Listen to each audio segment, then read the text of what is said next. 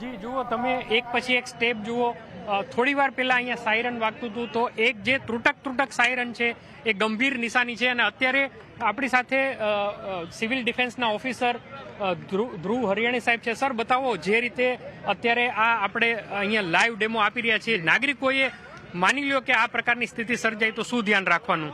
આ પ્રકારની સ્થિતિ સર્જાય તો તમે લાઈવ ડેમો જોઈ રહ્યા છો કે સ્ટેપ બતાવ્યા છે આ ડેમોની અંદર કે સુઈ જવાનું છે જમીન ઉપર, કાન ઉપર હાથ રાખી દેવાના છે. આ કઈ સ્થિતિ છે?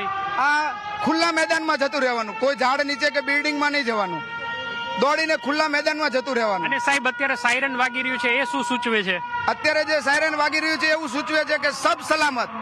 આ સબ સલામતનું સાયરન છે, કોઈ પણ પ્રકારની ગભરાહટ રાખવાની નથી, કોઈ પણ પ્રકારની એર સ્ટ્રાઇક થવાની નથી, એવું સાયરન છે.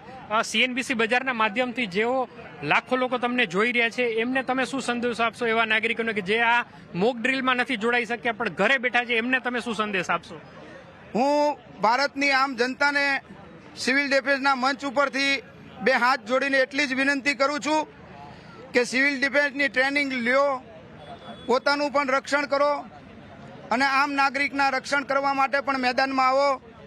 દેશને જ્યારે કપરી પરિસ્થિતિમાંથી પસાર થવું પડે છે, દુશ્મન દેશ સાથે યુદ્ધ લડવાનું થાય છે, ત્યારે સિવિલ ડિફેન્સ આર્મીના જવાનો બોર્ડર ઉપર લડે છે અને સિવિલ ડિફેન્સ છે એ સ્વરક્ષણ અને બીજાના રક્ષણનું કાર્ય કરે છે. તો મારો એક જ મેસેજ છે કે કોઈ પણ અફવાઓથી આપણે ગભરાવું નહીં, સરકારની ગાઈડલાઈન મુજબ ચાલવું. અત્યારની વર્તમાન જે નરેન્દ્રભાઈ મોદીની સરકાર જે હિંમત દેખાડી રહી છે એની અંદર આપણે બધાએ એમાં સહકાર આપવાનો છે. બસ આ એક જ મારું સિવિલ ડિફેન્સના સ્ટેજ ઉપરથી કહેવાનું છે આમ નાગરિકને.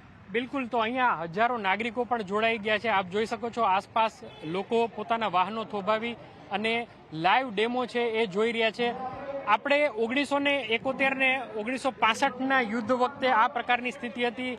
કદાચ એ સમયે મારો તો જન્મ નહોતો, ઘણા લોકોનો જન્મ નહીં હોય, પરંતુ અત્યારે જે આ ડેમો છે એ માત્ર અહીંયા ઉભેલા લોકો માટે જ નથી પરંતુ તમામ લોકો માટે છે. આપ જુઓ કે ત્યાં 2 LED પણ લગાડવામાં આવ્યા છે એટલે નાગરિકો જોઈ શકે કે યુદ્ધાભ્યાસ થતો હોય ત્યારે તમારે કેવી રીતે કાળજી રાખવી. માત્ર અમદાવાદમાં જ નહીં, આખા અમદાવાદમાં 12 થી 15 જગ્યાએ આ પ્રકારનો અત્યારે લાઈવ ડેમો ચાલે છે અને નાગરિકોએ પણ સતર્ક રહેવાની જરૂર છે. જો નાગરિક સતર્ક હશે તો ચોક્કસપણે એ બોર્ડરમાં નહીં જાય તો પણ બોર્ડર ઉપર જે સૈનિકો કામ કરે છે એ સૈનિક જેવું કામ કરતો થઈ જશે.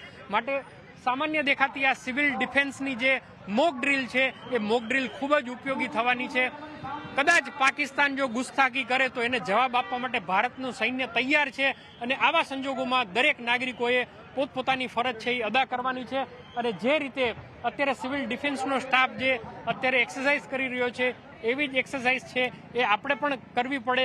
તો એવી તમામ પરિસ્થિતિઓમાં આપણે તૈયાર હોય તો કોઈ પણ સંજોગોમાં આપણે નાગરિક ધર્મનો પાલન કરીએ તો યુદ્ધ છે એ આપણે ઝડપથી જીતી જાય છે અને દુશ્મન દેશના છક્કા છોડાવી દઈએ એમ છીએ.